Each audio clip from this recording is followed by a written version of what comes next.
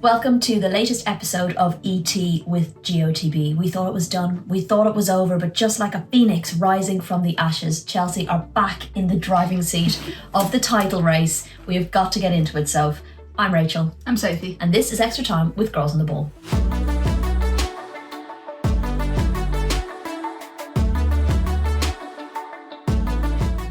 Okay, in today's short, sharp episode, we'll try, we're going to obviously touch on the title race. We'll briefly look back at last week's game between Liverpool and Chelsea, where things look to be turning, but we will focus on the weekend's action, of course. There was so much drama. Of course, we're going to look ahead to the FA Cup final, which is this weekend between Manchester United and Tottenham Hotspur. We don't have a championship to run through, Soph, but you are going to tell us your moment of the week, as you always do.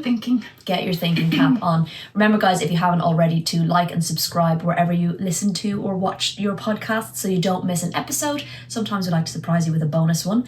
And if you're on YouTube, make sure you're subscribed as well. We've got so much to touch on. I'm still like reeling from what an incredible weekend it's been.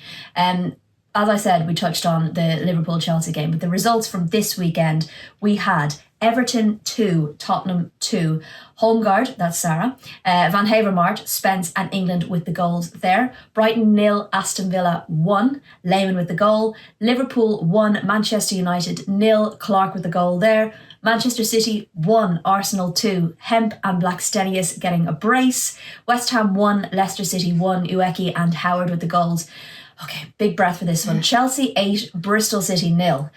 Guro Reiten with 4, Nuskin, Beaver Jones with 2 and Charles getting on the score sheet and dragging themselves back into the title race, because now we have got Manchester City at the top, Chelsea behind them with a game in hand but 3 points behind, and that goal difference is no more. Chelsea have eradicated Manchester City's goal difference and are now actually +1 more than Manchester City. And of course, Arsenal behind them, but it's 1 and 2 that really we're looking at.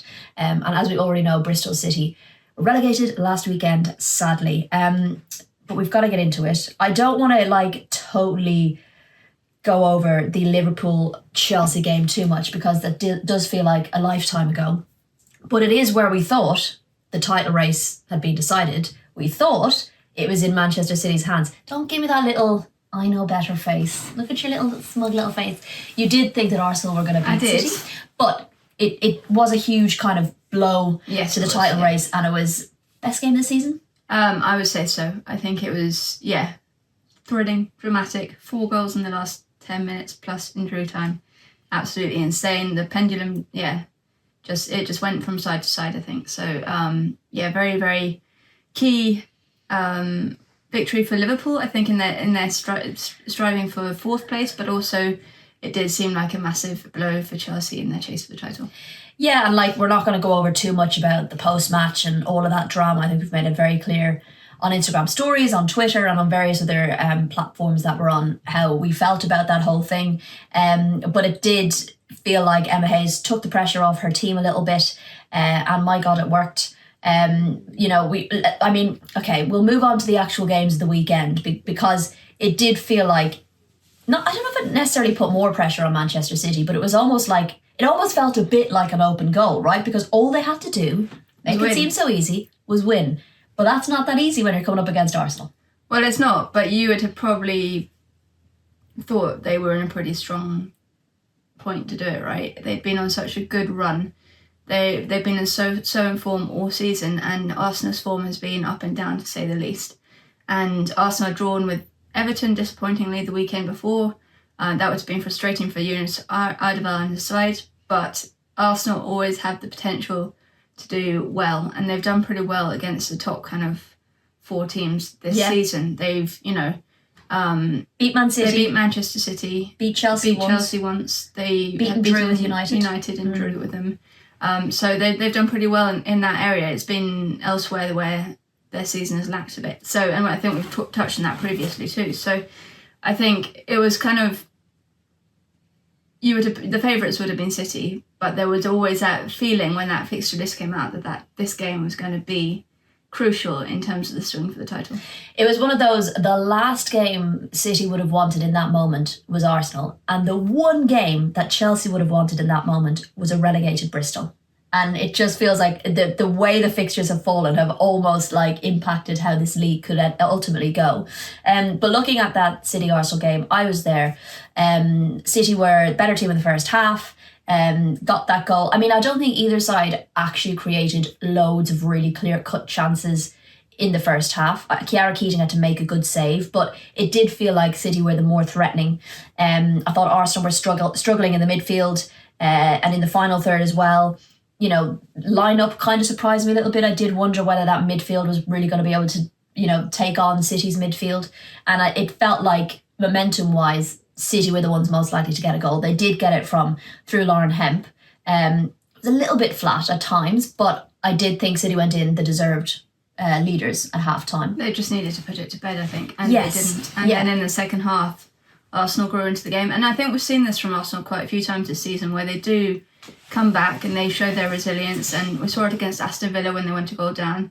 They came back really late at the Emirates with that one. And again, when they were at Villa Park with Aston Villa, they came back from a goal down. They have had this side to them where they can recover. And I think that's been a new feature of Arsenal's season, which they weren't necessarily able to do last year so much. So I think that's what they have developed.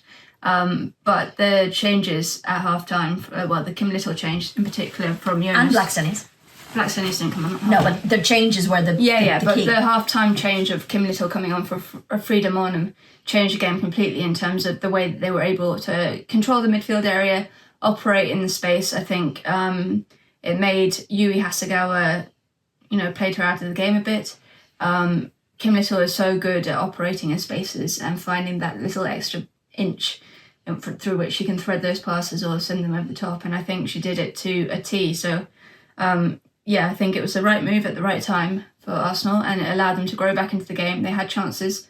They had lots of chances. Well, this is it. And I'm sure Arsenal fans probably felt like it wasn't going to happen because they had chances. They had a couple of really clear-cut chances. The Caitlin Foran comes to mind that didn't go in, and it just, as the clock ticked down, you just thought, they've all this possession. Once again, they're creating so much, but they're not able to put it to bed.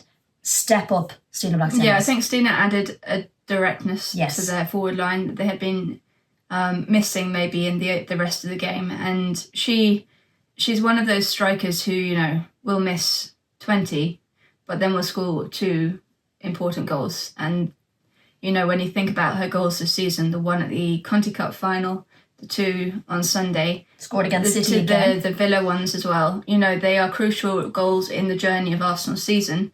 And she does come up trumps. She absolutely does. And the atmosphere, it just completely shifted because at one point the Arsenal fans were singing, "Let's pretend like we've scored a goal." So then they counted down and they all cheered as if they had scored a goal. At one point they were singing that they prefer City over Chelsea anyway, so whatever if they did win, which was quite funny. I was obviously sitting at the end with the Arsenal fans behind me, but what it did do, and for those of us who wanted it to go down to the last day of the season, it did just that, and it kept things close. And I think I would love to have been a fly on the wall in the Chelsea dressing room or wherever they were when they saw Stina score that second goal, and they thought, let's get into it, we're going to do this, we're going to beat Bristol, we're going to score lots of goals. I think actually at that point it didn't matter who they were playing. I think if they'd been playing anyone in the bottom half of the table, that scoreline, I know people like to, what's the word, shit on Bristol City at times and say how bad they have been. They weren't actually that bad in that game, but I think Chelsea got the bit between their teeth, Gilly Wrighton in particular, and there was never going to be any stopping them, especially on that occasion at Kingsmeadow, with them saying goodbye to players, saying goodbye to Emma Hayes, the last time they're going to be in front of a home crowd. And I think, I would have pitied any lower half of the team table, actually anyone below 4th place, I think. I would have expected the same result. Well, let's get into it, because I know we normally do them in a bit more order, but actually we haven't done it this week because these are the 2 big talking points. Obviously Chelsea winning 8-0, and it was 2-0 at half-time. And to think one of those goals was a penalty. So actually Bristol did quite well in the first half. Well, they had chances, absolutely. They just needed a bit more composure in those attacking areas. Be clinical. And it could have been 2-1 at half-time. Yeah. So, and I think the problem then, you go into the second half, you get tired. They were without their defensive pairing in Brooke Aspen and Naomi Lozelle. they were both out. They've been their solid centre-back pairing for pretty much most of the season. There's no Rachel Furness as well. Like, there was key, and Abby Harrison was on the bench. So key experience still missing. And especially when you're coming up against Chelsea, you kind of need all of those areas. You don't need a new backline, that's for sure. No, absolutely. And Guro Reiten, who has had probably a bit of a mixed season. I don't think she's been played as much as she was last season, and she was so pivotal last season. Absolutely came up trumps in this game, scoring 4 goals. And I feel like there's certain players in that Chelsea team that are so key to them in these moments. Guro Reiten, Erin Cuthbert, Millie Bright. There's a grittiness about some of these players who can say, right, we're going to take this game by the scruff of the neck and we're going to do what we need to do, whether we have to grind it out, whatever it is we have to do. Now, they didn't have to grind it out at the weekend, but... I said on our live, I think, on Sunday, that the problem with Chelsea this season is they didn't have someone like a Pernilla Harder to come in as she did last season. She came back fully fit, with something like 6-7 games to go, and completely, gave Chelsea that extra edge. On Sunday, that was what Guro Reiten came back in. She was relatively fresh compared to the rest of the team because she's played less minutes in recent weeks, but she took the bit by the bull by the bit horns. between their teeth. Bull by the horns. Bull by the horns, bit between their teeth. Yeah. And went running with it, and there was no stopping her. And every time she scored, she roared. She tapped the badge, and she ran straight back to the centre circle, and was basically like, keep going. We've got to score more. And I think it was that energy that really took Chelsea along with her. Absolutely. And Aggie Beaver-Jones, who's had another great season despite not playing a lot of minutes, has been so impactful, getting a brace again. And against Liverpool, she could have had a hat-trick only for a superb Tegan Micah save. So she's having a stormer towards the end of the season as well, which is brilliant for them. Just what they need when they're missing their She's goal absolutely scorers. class. And I think for someone who's so young, she's got such a mature head on her shoulders. She knows she's not the finished product yet. But she's going out there, she's scoring goals. She's got 11 for the season now. That's more than any other English player bar Lauren James. And when you think about how many games, she's not even played that many games. She's not played many full games. And it was something Emma Hayes said pre-match against Liverpool when she was asked about the injuries, and she was like, I'm playing Aggie Beaver-Jones because Aggie can get us goals. And she went up and banged in 2, almost 3. And I still don't think she necessarily knows what her best position is yet. She can play on the wing, she can play down the centre, still figuring that out. So I think it's only exciting what's to come. Yeah, and as you touched on there, of course, it wasn't only Emma Hayes' last home game, but it was also an opportunity for fans to say goodbye to Fran Kirby and Maren Yelda, who both announced that they would be leaving Chelsea at the end of the season, which is terribly sad because they are true Blues. They are some of the first names you think of when you think of Chelsea, particularly Fran Kirby. But I think I've said this at every opportunity since they've announced it. I reference Maren Yelda's Lyon heroics last season in the Champions League. And I just think when you think of the memories that these players have given Chelsea fans that will last a lifetime, it was understandably an emotional evening to see them both leave. And they've got some haul of medals and trophies between the pair of them. So they'll need a massive trophy cabinet. But yeah, very sad to see them go, but we're both hoping that they'll stay in the WSL. In England. Yes, I hope so. Here's hoping. And maybe London? Maybe. Just a favour, because then we get to see you more. No, we travel all over. We'll watch you anywhere. Both yous. Going back then to the games on Saturday. So the first game of the weekend was Everton 2, Tottenham 2. A game where both teams just decided not really to defend. Everton took an early 2-0 lead. They scored in the 10th and the 15th minute. And it took Spurs like a while to kind of really get back into the game, it seemed. Got one just before the break, didn't they? They got one back. But yeah, you're having sleepless nights over the defending for these. It was truly terrible defending for all 4 goals.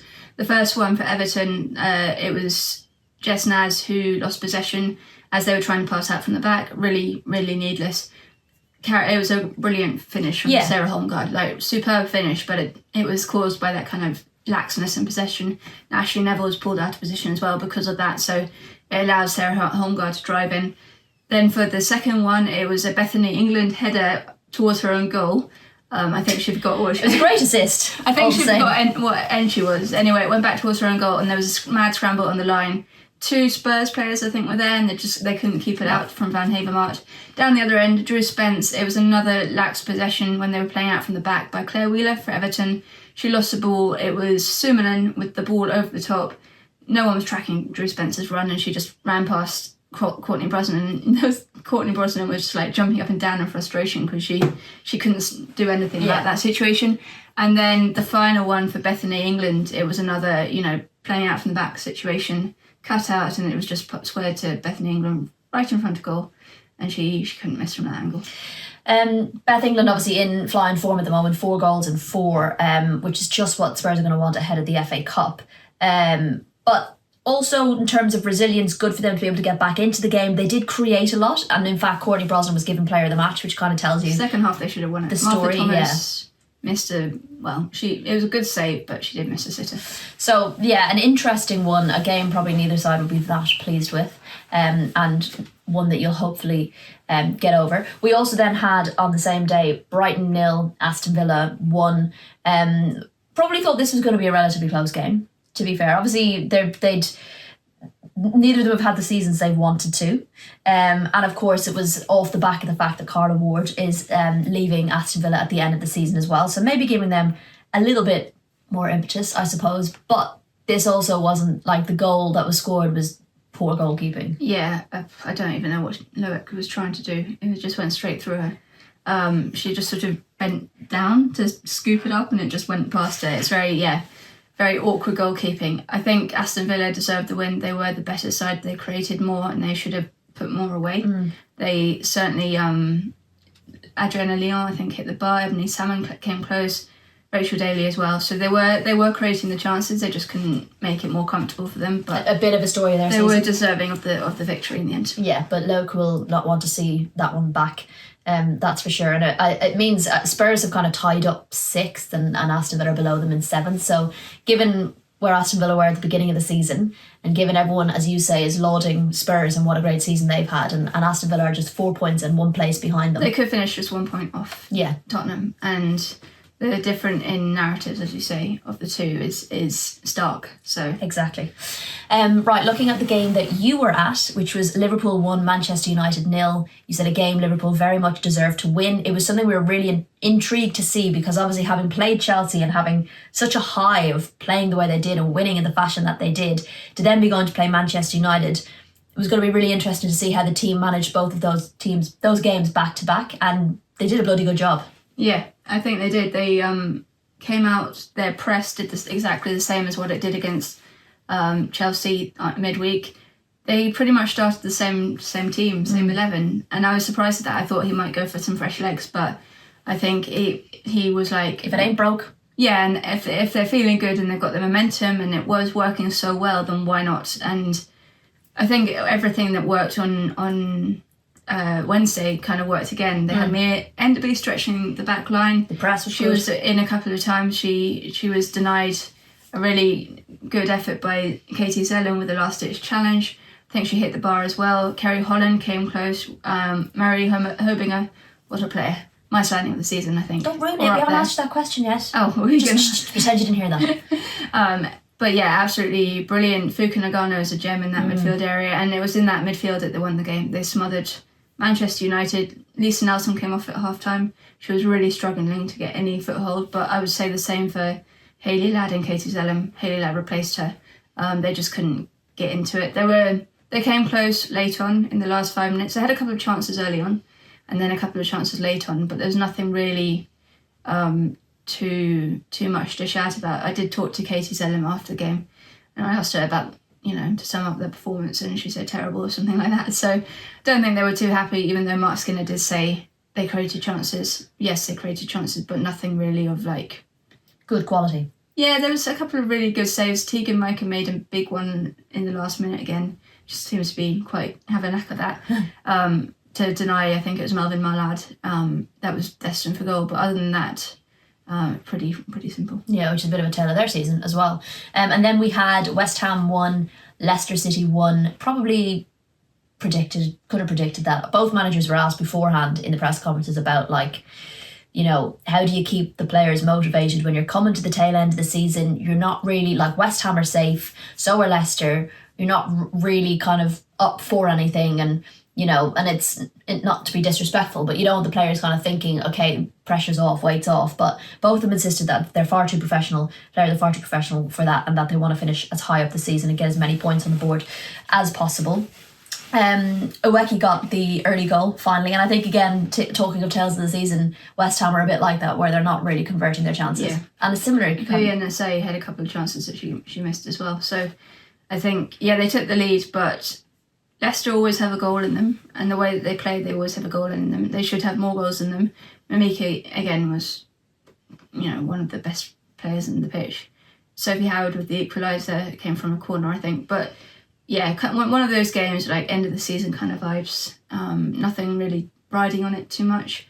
I know people are starting to talk about, 2 up, 2 down. I think it's just expansion at the moment. Maybe with expansion you bring up in the 2 up, 2 down, because then you have more chances of staying in the top division. Yeah. If there's more spaces. I think at the moment with just 12, it's quite hard to do maybe. Yeah. So that's where expansion maybe comes in. But yeah, an interesting one, and it's worth I spoke to Rianne Skinner about this as well, like knowing that they're on a journey and that it doesn't happen overnight, and that each game is just another step in what they're trying to achieve. And it's, the consistency, I think, and I've spoken about it a lot, is the thing that's lacking across kind of the middle bit of the table, I think. And it just takes time and it takes experience, and there's nothing, I think, too much to worry about in that respect. But yes, that was all of the action of the WSL, and we've got now obviously FA Cup between now and the final games of the season, and we have Spurs versus Chelsea on the 15th, which is all very exciting because it could end up potentially being done and dusted before the last game of the season. Hopefully not though. But speaking of Spurs, they of course are taking on Manchester United at Wembley in their very first FA Cup final, and Manchester United's second FA Cup final. A lot of the talk has been around experience, how much Man United can draw on the experience of their previous time there last year, and how much the lacking experience that Spurs maybe are lacking, if you like. I know they've got big names in their team, but how much they're going to be able to manage the expectation. Well, not the expectation, but the, what's the word? Atmosphere and the environment and all of that kind of stuff. So I think that's the kind of narrative at the moment. But I'd also say Manchester United are going in as the favourites, which they arguably don't have a lot of experience doing. And they're going to have to handle that pressure.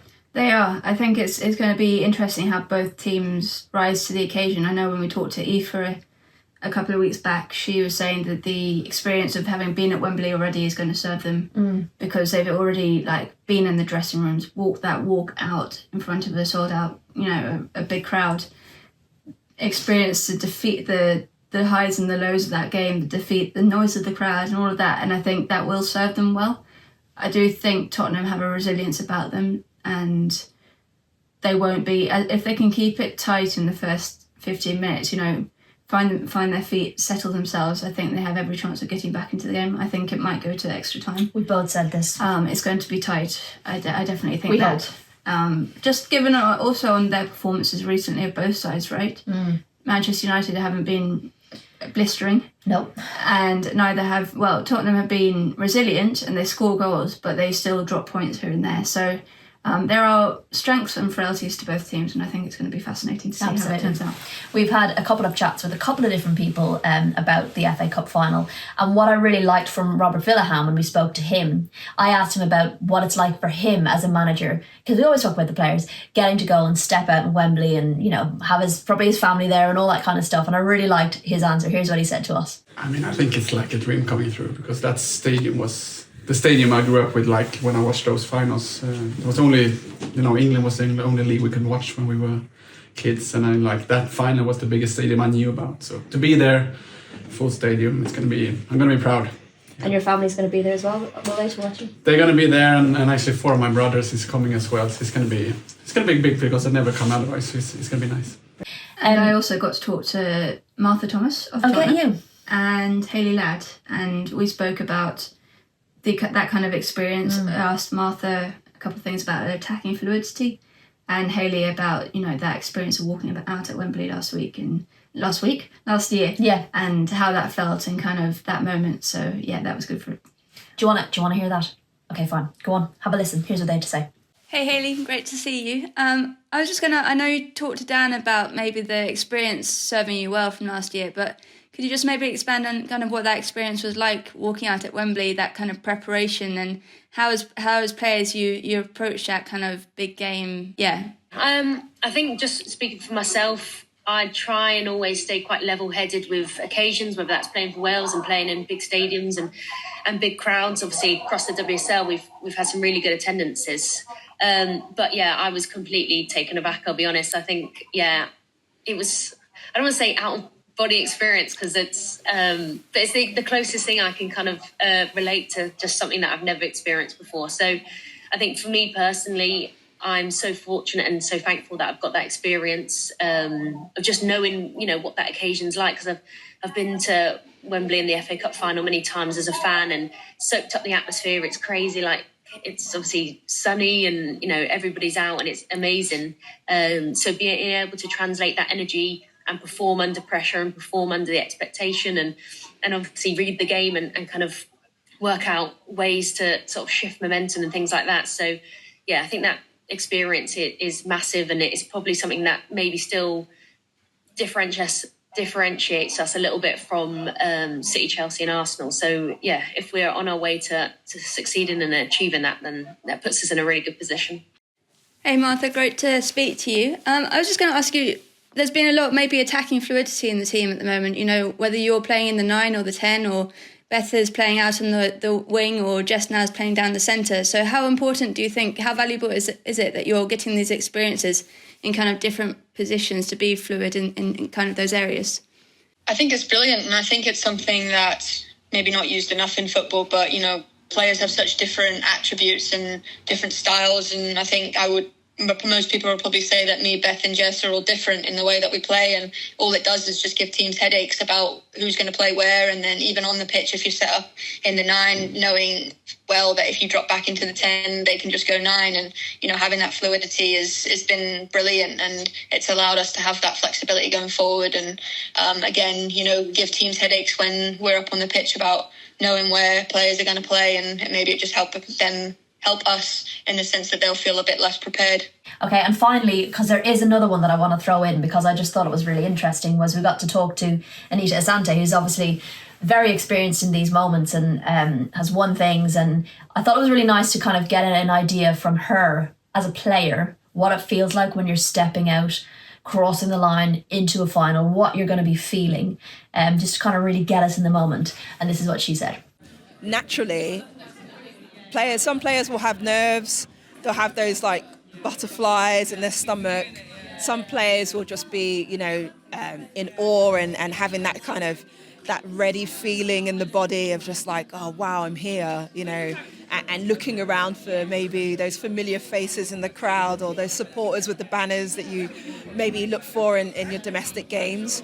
And ultimately, they're going to just be like, I'm at Wembley, what an occasion to have this opportunity to be somewhere where most of them have probably dreamt about, actually being there, smelling that grass, feeling that grass, like everything about it is incredible. And I just think you look around, they'll be in that lineup, they'll be looking at each other, giving each other eye contact, pats on the back or taps on the head, hugs and all of those things. And they'll realise they're about to step out and potentially do something historical for themselves, but their club as well. That was before she did like a... she got down with the grooving and all sorts at this Adobe Women's FA Cup event. It was kind of a fashion thing, and she absolutely nailed the catwalk. Dancing. Absolutely. If you want to see it, go to our Instagram. Yes, do. It's good. It's well worth it. Okay, we finally rolled around to that time of the week where you give us your moment of the weekend. Okay, so I think I have one off on the pitch and one off the pitch. Okay, I felt like you were going to say 4 or something. It seemed like your mouth was about to go 4, and I was like, absolutely not. Okay, fine. Yeah. I mean, I could probably go 2 No, pitch, but I'm going to go with the one on the pitch is going to be Blackstenius's brace. I think for her as well, we don't know where she's going in the summer. Her contract's up, I think. I think there's some questions around it, and she's still showing what she can do in an Arsenal shirt, right? And then off the pitch, many would think that I would go for Kings Meadow, and that would be right up there. But I'm going to go with Dagny Brynjarsdottir being at West Ham for the first time with her little baby and her young boy as well. And there was a really cute photo of them and Minnie's Harper Gorey. Very, very cute. And I just thought that was all of the feels. Yeah, she said something about him taking his responsibility as the oldest kid very seriously and leading Harper around. Although I don't think she needs much leading, to be totally honest. Okay, they're worthwhile having teams. So well done. There's so much to look forward to. I'm so excited about this FA Cup, which we will talk about next Monday, of course. And then we're at the end of the season. We've got 2 more weekends left. So Yes, we do. and we've got a little break, and then we've got the Champions League final. So definitely worth staying tuned, because we will go through all of that in fine detail, and I'm hoping for a cracker that will have lots to talk about. We will see you then next week.